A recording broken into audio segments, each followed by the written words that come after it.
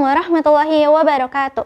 Alhamdulillahirabbil alamin wassalatu wassalamu ala asrofil anbiya'i wal mursalin wa ala ahlihi wa sahbihi ajma'in amma ba'd.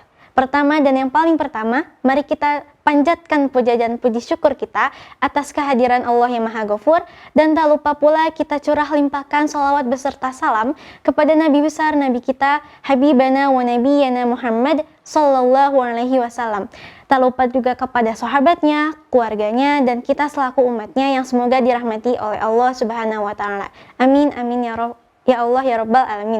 Pada kesempatan hari ini, saya akan menyampaikan mengenai kultum singkat tentang puasa untuk keadilan. Yang pertama, ibadah puasa ini diwajibkan oleh Allah Subhanahu wa taala untuk seluruh umat beragama tanpa terkecuali, baik itu agama Islam, agama Hindu, dan lain-lainnya. Nah, apa itu makna adil? Yang pertama ini adalah adil ini yaitu menempatkan sesuatu sesuai pada tempatnya secara proporsional atau sesuai dengan porsinya.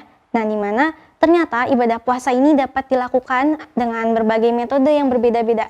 Contohnya, yang pertama adalah Nabi Adam, yaitu berpuasa secara 3 hari dalam setiap bulannya yang dilakukan sepanjang tahunnya. Lalu yang kedua adalah Nabi Daud yang berpuasa secara berselang-seling, di mana berpuasa sehari berpuasa dan seharinya tidak. Lalu yang ketiga adalah Nabi Nuh alaihi salam. Lalu yang ketiga adalah Nabi Nuh, yaitu berpuasa secara full 1 tahun kecuali pada hari Idul Adha dan hari Idul Fitri.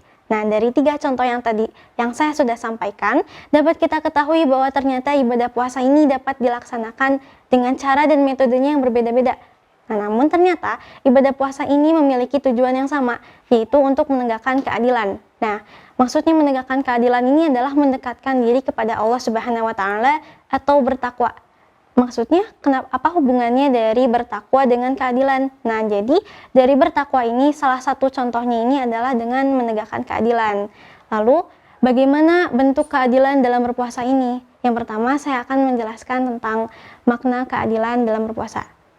Nah, dalam Al-Quran atau dalam sumber ajaran agama Islam, Al-Quran telah menyebut banyak sekali mengenai keadilan. Salah satunya, contohnya ini adalah dalam kata Al-Mizan ini, seperti yang sudah saya sampaikan, yaitu berartikan seimbang, berarti meletakkan atau sebutnya meletakkan sesuatu ini sesuai dengan ya kadar porsinya, tidak besar dan tidak kecil. Nah, kadar besar kecilnya ini sesuai dengan bentuk perbuatannya, dikaitkan juga dengan bentuk pengamalan kita sehari-harinya, baik itu perbuatan baik atau perbuatan buruk.